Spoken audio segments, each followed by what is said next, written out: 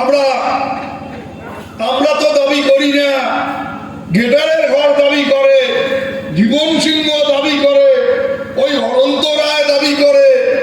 আমরা ওদের সাথে আছি। এইসব বুজরুকি কথা শুনবো না।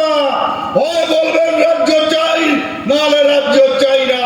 নাহলে আপনাদের যেখানে মিটিং করবেন, যেখানে মিছিল করবেন, যেখানে জমায়েত করবার চেষ্টা করবেন, সেই এলাকার মানুষ ঘিরে ধরে আপনাদের বিক্ষোভ দেখাবে যে দূর হাঁটাও, এই ভণ্ডদের দূর হাঁটানোর দাবি আমাদের গ্রামে গঞ্জে তুলতে হবে। যেখানে বিজেপি সংগঠিত হবার চেষ্টা করবে, সেখানেই আমাদের দলে দলে মানুষকে একত্রিত করতে হবে। পারবেন কি পারবেন না? বিজেপি আরে মুখে বলেন, বিজেপি যেখানেই জমায়েত করে মানুষকে বিভ্রান্ত করবার চেষ্টা করবে, আলাদা রাজ্যের দাবিকে সমর্থন করবে, উন্নয়নের কথা অস্বীকার করবে, সেখানেই ওদের উলুধ্বনি দিয়ে তারা করতে হবে। আর মা বোনদের বলবো, উলুধ্বনি দেবেন আর ঝাঁটা নিয়ে তারা করবেন ওদেরকে, যাতে এলাকায় ঢুকতে না পারে। পরিষ্কার ভাবে সিপিএম এর নেতাদের বলি, রাজনীতি করুন, প্রার্থী দিন, আমাদের কোনো আপত্তি নেই,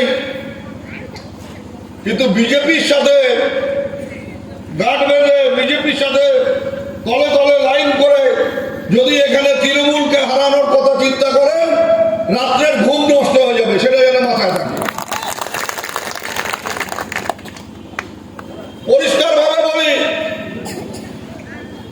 আপনারা উত্তরবঙ্গের উন্নয়ন দেখতে পাচ্ছেন না। সিপিএমও আলাদা রাজ্যের কথা বলছে না, কিন্তু কথায় কথায় বলছে হ্যাঁ একটা আবেগ আছে।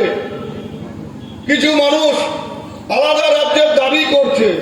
কেন করছে? আলাদা উন্নয়ন হয়নি বলে। আচ্ছা, উন্নয়ন হয়নি, আদাবাড়ি ঘাটের সেতু উন্নয়ন নয়, মেখলিগঞ্জ থেকে হলদিবাড়ি যাওয়ার জয়ী সেতু উন্নয়ন নয়,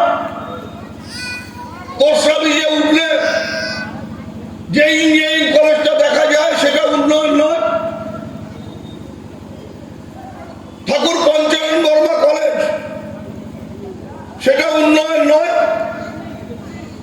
মেডিকেল কলেজটা উন্নয়ন নয়। সেগুলো যদি চোখে কেউ না দেখে, তাহলে বুঝতে হবে তার চোখে ছানি পড়েছে। আর ওই চোখের ছানি অপারেশন করলে যাবে না। ওটা কি করলে যাবে? যাদের বাড়িতে পাকা পায়খানা আছে তারা জানেন যে কিছুদিন পর পর ওই পায়খানার প্যান্টটা সাদার থেকে হলুদ বা লাল হয়ে যায়। ওটা পরিষ্কার করার জন্য একটা ওষুধ আছে, তার নাম হচ্ছে হারপিক। রাত্রিবেলা হারপিক দিয়ে রাখলে সকালবেলা জল দিয়ে গোছাগুছি করলে হলুদটা চলে গিয়ে আবার সাদা হয়। তা যারা মমতা বন্দ্যোপাধ্যায়ের উন্নয়ন দেখতে পারে না, যারা মামাটি মানুষের সরকারের উন্নয়ন চোখে দেখছে না, আমরা বলি আসবেন, রাত্রে শোয়ার সময় 2 ফোঁটা করে হারপিক আপনাদের 2 চোখে দিয়ে দেব, পরের দিন দেখবেন উন্নয়ন সব দেখতে পাচ্ছেন, কোনো সমস্যা নেই। দিন দিন যত বয়স হচ্ছে তত উনি ভাষা জ্ঞান হারিয়ে ফেলছেন। আমি বলবো হারপিক দিয়ে আগে নিজের মুখটা পরিষ্কার করতে। আর এই মুহূর্তে এই চোর চারটারা, তৃণমূল যারা কর্মকর্তারা যেখানে যাচ্ছেন, সাধারণ জনগণের তারা খাচ্ছেন, ঝাঁটা পেটা খাচ্ছেন। আর ভোট হলে এই চোর চারটাদের জনগণ ভোট দেবে না, সেটা পরিষ্কার বুঝতে পারছেন। তাই এলাকায় সন্ত্রাস তৈরি করার কথা তিনি বলছেন। তিনি যাতে ভোট না হয় সেটা চাইছেন, কিন্তু আগামী দিনে এই সন্ত্রাসের বিরুদ্ধে ভারতীয় জনতা পার্টির যারা কার্যকর্তা রয়েছে চোখে চোখ রেখে লড়াই করবে।